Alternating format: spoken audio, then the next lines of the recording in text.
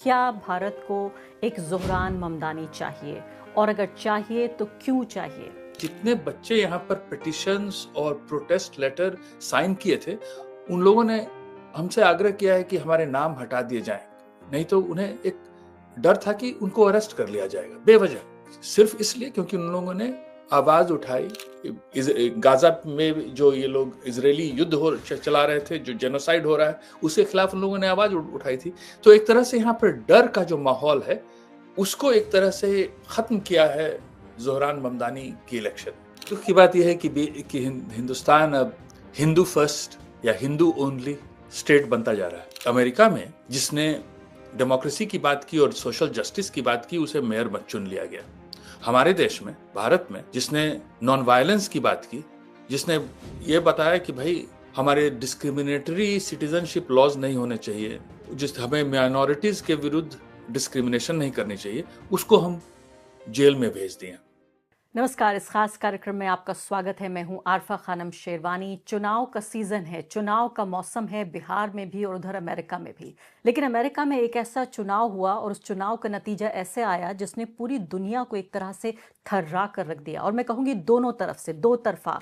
वो लोग जो एक बेहतर दुनिया का सपना देखते हैं जिसमें तमाम लोग शामिल हों, उनके लिए भी ये बहुत खुशी और एक सेलिब्रेशन, एक जश्न का मौका था कि ज़ोहरान कवामी ममदानी न्यूयॉर्क के अब अगले मेयर होंगे। और उन लोगों के लिए भी जो चाहते थे दुनिया बदल जाए, यानी डोनाल्ड ट्रंप, नरेंद्र मोदी और इस तरह के नेताओं के जो चाहने वाले हैं, उनके लिए एक तरह से बुरी खबर हुई।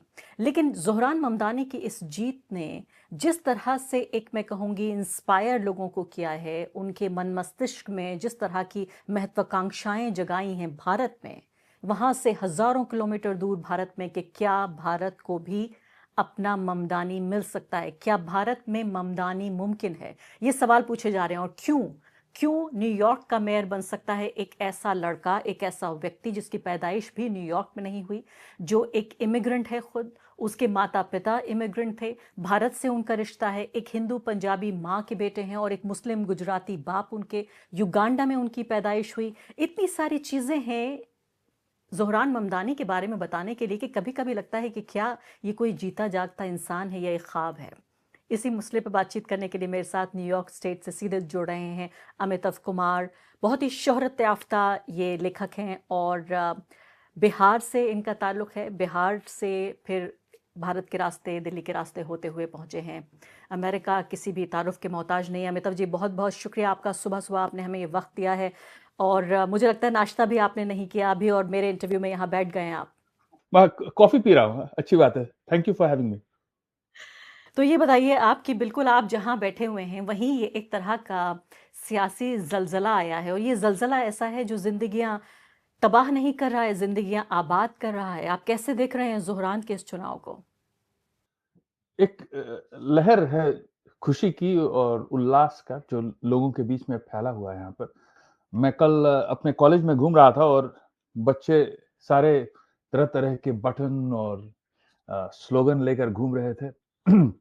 लोगों में ऐसा लगता है ना कि हम अक्सर अपने आप को बड़े हेल्पलेस पाते हैं इस पॉलिटिकल सीन में। लगता है जैसे कि एक स्ट्रॉन्ग मैन कहीं बैठा हुआ है दूर और उसके लोग और उसके लॉयर्स, कोर्ट भी उसी का है और पुलिस उसी की है।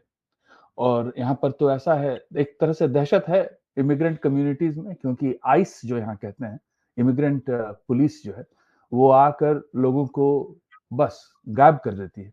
तो ये इनफैक्ट परसों मैं सोच रहा था इलेक्शन की जब रिज़ल्ट आ रही थी कि इट इज़ 1 ही साल बीता है डोनाल्ड ट्रंप के वापस ऑफिस में आने का, लेकिन लगता है जैसे कि एक उम्र गुज़र गई। इतनी एक लंबी लगता है जैसे इतने लंबे वक़्त से यहाँ पर एक तरह से आक्रोश है। मगर सडनली यहाँ पर जो न्यूज़ आई कि भई हाँ, Zohran Mamdani has been elected, उससे लगता है एक रिलीफ़ मिली है लोगों को। तो that is the first answer I have to give you.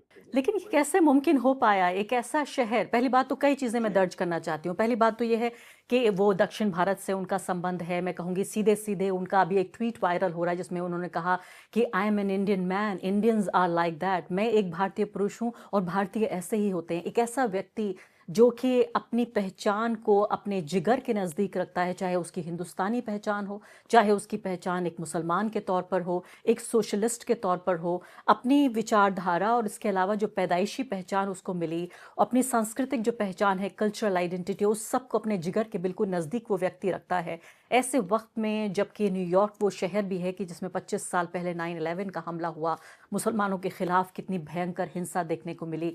अभी वहाँ हम देख रहे हैं अमेरिका में कि ब्राउन लोगों के खिलाफ भी एक तरह का भेदभाव और हिंसा देखने को मिल रही है। एक खासकर एक H-1B जो एक प्रोफेशनल वीज़ा होता है, डोनाल्ड ट्रंप ने भारतीयों को टारगेट करके कि कम से कम भारतीय आएँ, उनका उस वीज़ा को बड़ा महंगा कर दिया है। तो हर तरफ से इस नफ़रत की आंधी के बीच एक ऐसा शहर जहाँ इतनी बड़ी तादाद में यहूदी रहते हों, वो व्यक्ति जो कहता है कि नेतन्याहू अगर आते हैं न्यूयॉर्क तो मैं उनको अरेस्ट कर लूँगा मेयर के तौर पर, जो फ़िलिस्तीन के नरसंहार को नरसंहार कहता है, इतनी विरोधाभासों और विडंबनाओं के बीच में ये व्यक्ति जीत कैसे पाया? बस वही वजह है जो आप बता रही हैं, क्योंकि उसने, कैसे कहेंगे, अंग्रेजी में कहेंगे कि पॉलिटिक्स ऑफ ऑथेंटिसिटी, लगा जैसे कि उसने अपने आप को किसी तरह से छुपाया नहीं है। और यहाँ पर, और मैं कहूंगा कि भारत में भी, जहां जर्नलिस्ट लोग भी एक तरह से सिर्फ पावर को सर्व करते हैं, क्योंकि ये एक तरह से बिल्कुल अनहेजिटेटिंगली, बिना किसी संकोच के अपने आप को प्रेजेंट किया है, लोगों को ये बात पसंद आई कि भाई he is speaking the truth. और हम लोग जो सत्य से दूर हट गए थे, लगा कि हाँ, अभी भी हमारी मानसिकता जो है वो उस तरफ मोड़ी जा सकती है जहां पर हम अपना ऐलान कर सकते हैं कि हम कौन हैं, हमारा क्या सच है, हम कहां से आए हैं।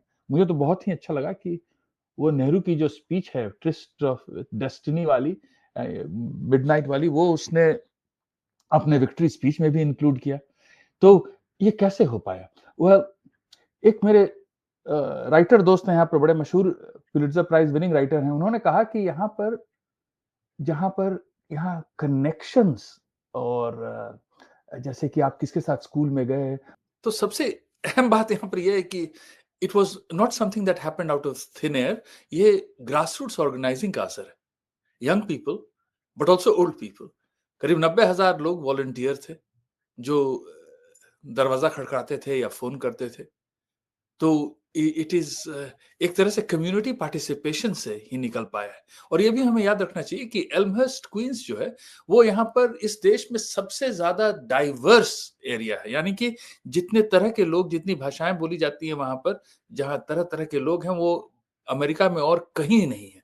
तो it is actually in some ways एक तरह से कहा जाता है कि जो नई दुनिया जो बन रही है ग्लोबलाइजेशन के अंडर, उसका वो जगह उस तरह के मिक्सिंग का प्रतीक है। एक तरह से एक हाइब्रिड आइडेंटिटी, जहां ये नहीं कह सकते आप कि आप सिर्फ ये डोमिनेंट है या ये सबसर्विएंट है, और सभी को एक साथ से रहना जरूरी है, नहीं तो सिविल वॉर हो जाएगा।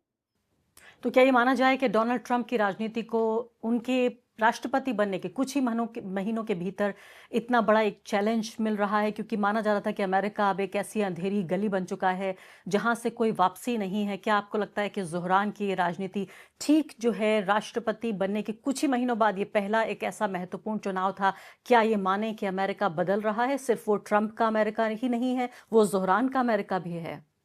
जी बिल्कुल। और ये भी देखा जाए कि ज़ोहरान के साथ साथ वर्जीनिया में जो गवर्नर हैं वो भी डेमोक्रेटिक इलेक्ट हुई हैं, और कई ऐसे जगहों में इलेक्शंस जो हैं, इनफैक्ट ये एक छोटा शहर है न्यूयॉर्क सिटी के नॉर्थ जहां मैं रहता हूं, यहां पर भी सारे डेमोक्रेटिक कैंडिडेट्स ही इलेक्ट हुए हैं। तो लोग समझ गए कि एक तरह से यहाँ लोग छटपटा रहे थे, लग रहा था जैसे सांस नहीं ले पा रहे हैं। मेरे स्टूडेंट्स यहाँ पर, जो मैं एक जर्नलिज्म कोर्स पढ़ाता हूँ, वहां पर एडिटर्स हमसे मिलने आए ये कहने के लिए कि भाई जितने बच्चे यहाँ पर पिटिशंस और प्रोटेस्ट लेटर साइन किए थे, उन लोगों ने हमसे आग्रह किया है कि हमारे नाम हटा दिए जाएं, नहीं तो उन्हें एक डर था कि उनको अरेस्ट कर लिया जाएगा बेवजह, सिर्फ इसलिए क्योंकि उन लोगों ने आवाज उठाई। गाजा में जो ये लोग इजरायली युद्ध चला रहे थे, जो जेनोसाइड हो रहा है, उसके खिलाफ उन लोगों ने आवाज उठाई थी। तो एक तरह से यहाँ पर डर का जो माहौल है उसको एक तरह से खत्म किया है ज़ोहरान ममदानी की इलेक्शन ने। बेहतरीन बात है ये। मैं आती हूँ भारत के ऊपर भी, और आपको शायद मालूम नहीं है कि उत्तर प्रदेश के कई शहरों से खबरें ये आ रही हैं कि ज़ोहरान के इस इलेक्शन पे लोग मिठाइयाँ बाँट रहे हैं, लोग जश्न मना रहे हैं, पटाखे फोड़ रहे हैं। मतलब ये बहुत ही हैरान कर देने वाली बात है कि हज़ारों किलोमीटर दूर न्यूयॉर्क, हो सकता है जो लोग मिठाई बाँट रहे हों, वो कभी ना गए हों अमेरिका और कभी ना जाएँ। लेकिन उससे पहले जल्दी से एक सवाल पूछ लेती हूँ कि एक न्यूयॉर्क के मेयर के तौर पर उनका अधिकार क्षेत्र क्या होगा? उनकी जो शक्तियाँ हैं वो क्या-क्या होंगी? क्या कुछ वो कंट्रोल करते हैं न्यूयॉर्क में? यहाँ पर मुझे मौका मिलता है अपनी बीवी की बात करने की। वो इकोनॉमिस्ट है यहाँ पर, और उसने मुझे कल ही बताया ये बात कि Zohran will be controlling an economy greater than that of Canada. समझ रही हैं बात? कनाडा की जो इकोनॉमी है, उससे भी बड़ी इकोनॉमी है न्यूयॉर्क सिटी की। तो his range will be enormous. माने his power और his control on फाइनेंस पे और एडमिनिस्ट्रेटिवली, और आपने अपने इंट्रोडक्शन में जैसे बताया कि अगर बीवी नेतन्याहू यहाँ आते हैं तो उनको अरेस्ट कर लिया जाएगा। तो ये भी एक पावर है विच इज वेरी इंपॉर्टेंट। तो पुलिस भी उनके अंडर काम करती है, इतनी बड़ी इकोनॉमी, और ज़ाहिर है न्यूयॉर्क दुनिया के सबसे बेहतरीन, सबसे खूबसूरत आइकॉनिक शहरों में एक माना जाता है, सबसे बड़ा शहर भी पूरी दुनिया का माना जाता है। लेकिन यहाँ पर देखिए, मैं कह रही हूँ कि एक तरफ पटाखे फोड़े जा रहे हैं, दूसरी तरफ इस तरह का इस्लामोफोबिया है। इस्लामोफोबिया यानी इस्लाम के नाम पर डर फैलाने की एक कोशिश, कि कहा जा रहा है कि अब लंदन के बाद अब न्यूयॉर्क सरेंडर कर गया है। यहाँ भारत में भारत के प्रधानमंत्री ने जो ज़रा सी बात पर जो ट्वीट करते हैं और अपना पुराना बचपन का रिश्ता नाता निकाल लेते हैं, अभी 48 घंटे गुजर चुके हैं, उन्हें इतनी फुर्सत नहीं मिली कि वो ज़रा सा मुबारकबाद का 2 शब्द भेज दें ज़ोहरान के लिए। और उनके जो छोटे-छोटे प्यादे हैं जो ज़मीन पर, जिन्हें हम आईटी सेल कहते हैं, वो सिर्फ ज़ोहरान के खिलाफ सिर्फ नफरत फैलाने में लगे हुए हैं। बड़े दुख की बात है। ये भी हमें याद रखना चाहिए कि आपने बड़ी अच्छी बात बताई कि भाई मुबारकबाद देने के लिए लोग शायद उत्तर प्रदेश में मिठाई बांट रहे। तो मगर ये भी याद रखना चाहिए कि भाई ट्रंप की तस्वीर पे कई जगहों पे देखा मैंने, भारत में भी लोग पूजा कर रहे थे। तो क्या कहूं मैं, ये स्टुपिडिटी जो है, ये मूर्खता जो है, वो तो हर जगह है।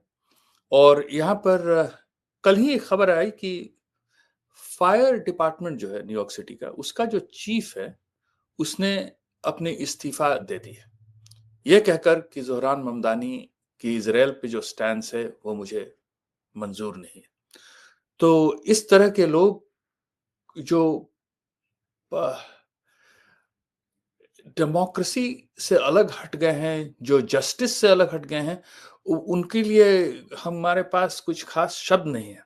हमें ये समझना चाहिए हाउएवर कि जो जो जिन लोगों में एक प्यास है जस्टिस के लिए और डेमोक्रेसी के लिए, और वो सिर्फ अमेरिका में ही नहीं बट दुनिया भर में, वो लोग, उन लोगों में तो बड़ी खुशी है। और उसमें ये बात भी याद रखना चाहिए कि यहूदियों के बीच में भी बहुत ही इनफैक्ट उनकी बहुत ही उल्लास है, और इनकी सपोर्ट ग्रुप में वैसे ऑर्गेनाइजर्स तमाम भरे हुए हैं, जो यहूदी हैं, जो सफेद रंग के हैं, और उसके साथ साथ वो लोग भी जो एशियन हैं या अफ्रीकन हैं। टैक्सी ड्राइवर्स यहाँ के हैं, आप तो न्यूयॉर्क आई होंगी और देखी होंगी टैक्सी ड्राइवर्स, जो कई लोग अफ्रीका के हैं, हेटी के हैं, एशिया से हैं, हिंदुस्तान से हैं, पाकिस्तान से हैं, वो लोग सभी सारे तादाद में आकर ज़ोहरान के लिए वोट किए। मैं अब अगले कुछ सवाल सीधे भी सिर्फ भारत पे ही केंद्रित रखना चाहती हूँ कि पहली बात तो ज़ोहरान ममदानी को लेकर भारत में जिस तरह की प्रतिक्रिया हुई, पहला सवाल तो यही है कि भारत क्यों नहीं अपना रहा है ज़ोहरान को। ज़ोहरान जो कहता है कि मैं भारतीय हूँ, मैं एक भारतीय मर्द हूँ, उनकी माता, उनकी माता और उनके पिता तमाम जनरेशन्स भारत से आई हैं, उनकी पैदाइश ज़रूर युगांडा में हुई होगी। एक व्यक्ति जो मीठी सी हिंदी बोलता है, बंगालियों से वो बांग्ला में बात करता है, वो हर ज़बान बोलने की कोशिश करता है, सबको अपने साथ लेकर चलने की कोशिश करता है। वो गुरुद्वारे भी गए, मंदिर भी गए, सिर्फ मस्जिद ही नहीं गए। वो ज़रूर अपने को अपनी पहचान एक मुस्लिम बताते हैं, लेकिन एक लिबरल मुसलमान है। तो क्यों भारत में इसको लेकर झिझक है कि ज़ोहरान को अपनाने की बात नहीं की जा रही है? जो बात बहुत ज़्यादा कमला हैरिस को लेकर इधर उधर चौड़ा करके चीज़ों को भी बताने की कोशिश हुई कि किस तरह कमला हमारी हैं, चाहे कमला कहे ना कहें कि वो उनकी हैं, लेकिन ज़ोहरान ये कहता है कि मैं तुम्हारा हूं, लेकिन अपनाया नहीं जा रहा है। हाँ, दुख की बात यह है कि हिंदुस्तान अब हिंदू फर्स्ट या हिंदू ओनली स्टेट बनता जा रहा है और हमारे लीडर्स जो हैं वो उसी दिशा में बढ़ते जा रहे हैं, जहां पर हमारी आइडेंटिटी जो है बड़ी संकुचित सी होती जा रही है।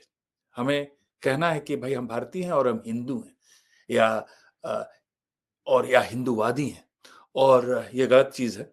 और यही वजह है मेरे ख्याल से कि ज़ोरान ममदानी को हमारे सारे देशवासियों ने और खासकर हमारे लीडर्स ने अभी तक एम्ब्रेस नहीं किया है। और मुझे लगता है कि अगर हम वो उस इतिहास के उस दौर पे वापस जाएं जहां पर नए नए भारत, नए नए एशिया और अफ्रीका के देश स्वतंत्र हो रहे थे और बांडुंग कॉन्फ्रेंस की ओर हम लोग बढ़ रहे थे, तो उस समय एक आइडियल थी कि भाई हम लोग सारे लोग जो पहले से दबाए गए हैं हम सब साथ चल रहे हैं। और मुझे लगता है कि वही मौका फिर से आ रहा है। ज़ोरान ममदानी को अगर हम सुने, जो ये बात कह रहे हैं कि हम लोग जो इतिहास में जो हम वो हिस्टोरिकल फोर्सेस जो हमें यहाँ लाए हैं, और जो कॉलोनाइजेशन की जो हिस्ट्री है, तो हम डीकॉलोनाइजेशन से कैसे जुड़ें, हम कॉलोनाइजेशन के विरुद्ध कैसे लड़ें, और वो ही बड़ी प्रोग्रेसिव मैसेज है। मगर भारत में तो हम उस दुनिया से, नेहरू जी को हर दिन हम गाली देते हैं और हम उस ऐतिहासिक मोड़ से कहीं पीछे हट चुके हैं, और वही कारण है शायद जी हाँ। कि हम लोग और हम देख रहे हैं कि किस तरह से नेहरू को मिटाने की जो पिछले 11 साल में कोशिशें की गई हैं, अचानक नेहरू एक ऐसे प्लेटफॉर्म पे आ जाते हैं, पूरी दुनिया में छा जाते हैं, पूरी दुनिया में रिसर्च हो रही है, जो लोग नहीं भी जानते थे कि आखिर ये कौन है जवाहरलाल नेहरू, जिनको न्यूयॉर्क का मेयर अपनी छोटी सी स्पीच में उनका एक बड़ा हिस्सा, इस पर वो पूरे तरीके से अपने को कहते हैं कि नेहरू के नाम की बात करते हैं। तो देखिए किस तरह से जो तमाम तरह की राजनीतिक चालें हैं वो काम नहीं आती। अब अगला सवाल मेरा ये है कि क्या भारत को एक ज़ोहरान ममदानी चाहिए, और अगर चाहिए तो क्यों चाहिए? बिल्कुल चाहिए, मगर उसे जेल कर दिया जाएगा। उमर खालिद का वही हाल हुआ है। क्यों चाहिए? इसलिए चाहिए ताकि हम सिर्फ धर्म की राजनीति न करें और यह पूछें कि हमें गरीब जो हैं, जनता जो है, उसको उसकी जिंदगी कैसे बेहतर हो सकती है। देखिए, ममदानी न्यूयॉर्क में बड़े ही सिंपल एक एजेंडा लेकर जीते हैं, यह कहकर कि भाई हमारे यहाँ पर रेंट फ्रीज होने चाहिए। जो न्यूयॉर्क में रहते हैं वो इस तरह से यहाँ पर हमारी रेंट नहीं बढ़नी चाहिए कि जो यहाँ पर सालों से रह रहे हैं वो यहाँ रह ना पाए। दूसरी बात कि यहाँ पर फ्री और फास्ट बस सेवा हो, पब्लिक ट्रांसपोर्ट मिले ताकि लोग अपने काम पे जा सकें। ऐसा ना हो कि किसी को फिलाडेल्फिया से आना पड़ रहा है क्योंकि वहां पर वो रह पा रहा है और उसे हर रोज 2 या 3 घंटे ट्रिप मारनी पड़ रही है ताकि वो अपना काम पर आ सके। तीसरी बात, यूनिवर्सल चाइल्ड केयर। माताएं अपने बच्चों को वहां छोड़ सकें जहां उनकी केयर की जा सके और वो अपने काम पे जा सकें।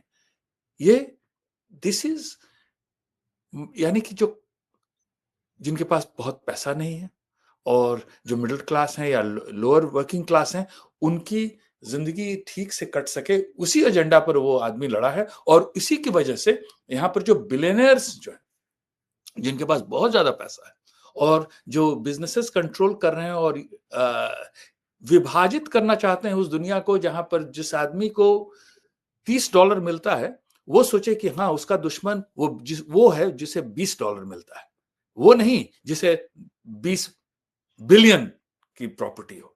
तो जी उस विभाजन के विरुद्ध भी इनकी स्ट्रगल कोशिश है। रही है मैं और वापस इसीलिए लोग वापस मैं आज जाना चाहती हूँ, आपने उमर खालिद का ज़िक्र किया, मैं वहीं पे आपको ले जाना चाहती हूँ और ये भी याद दिलाना चाहती हूँ आपको भी और हमारे दर्शकों को भी कि ज़ोहरान अभी 34 साल के हैं, उमर खालिद अभी 38 साल के हैं। जब उमर खालिद को जेल भेजा गया था तो उनकी उम्र सिर्फ 33 साल थी। क्या ऐसी संभावनाएं उमर खालिद के अंदर हो सकती थी? कई बार जब बयानों को मैं सुन रही थी तो ऐसा लगता था कभी कि ज़ोहरान के अल्फाज में उमर को हम सुन रहे हैं। एक व्यक्ति जिसको दिल्ली पुलिस लेके चली गई, तिहाड़ जेल में वो सड़ रहा है 5 साल से, और दूसरा व्यक्ति जिसके मातहत अब न्यूयॉर्क की पुलिस काम करेगी, वो उनको आदेश देगा। ये भारत और अमेरिका का फ़र्क है। अगर उमर खालिद अभी हमारे बीच होते तो क्या संभावनाएं आप देखते हैं, वो क्या कर रहे होते? जी, जब उमर खालिद की अरेस्ट हुई उस समय दिल्ली राइट के खिलाफ वो कह रहे थे कि हमें प्यार दिखाना है एक दूसरे के प्रति, हमें हिंसा नहीं हमें हिंसा नहीं बढ़ाना है। और इसके बावजूद उन्हीं को दिल्ली पुलिस, जिसने कई लोगों को, मुसलमान यूथ को, जिससे उन्होंने राष्ट्रगान करवाया था और मारा था, वो वही दिल्ली पुलिस ने इनको अरेस्ट करके रख दिया है और अब तक उनकी कभी ट्रायल नहीं हुई है। तो ये तो अमेरिका और भारत में एक तरह से एक डिफरेंस दिखा रहा है। हम लोग रह रह के कहते हैं भारत में कि भाई हम अमेरिका या किसी भी वेस्टर्न नेशन के अब मुकाबला कर सकते हैं, हमारी जीडीपी इतनी बढ़ रही है, उतनी बढ़ी है। भाई ये पूछा जाए कि न्याय का क्या है और डेमोक्रेसी का क्या हो रहा है वहां पे?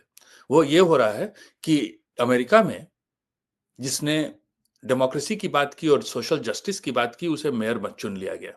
हमारे देश में, भारत में, जिसने नॉन वायलेंस की बात की, जिसने ये बताया कि भाई हमारे डिस्क्रिमिनेटरी सिटीजनशिप लॉज नहीं होने चाहिए, जिस हमें माइनॉरिटीज के विरुद्ध डिस्क्रिमिनेशन नहीं करनी चाहिए, उसको हम जेल में भेज दिए।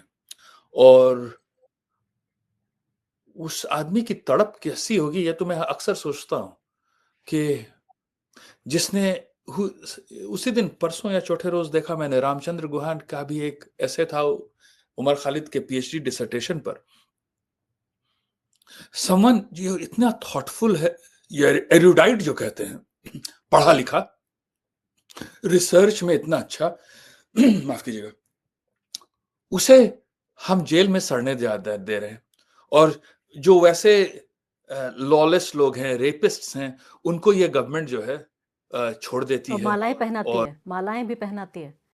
मालाएं पहनाती है, एमएलए और हमारे लीडर्स बना दिए जाते हैं। तो ये तो डेमोक्रेसी की मौकरी है। जी हाँ।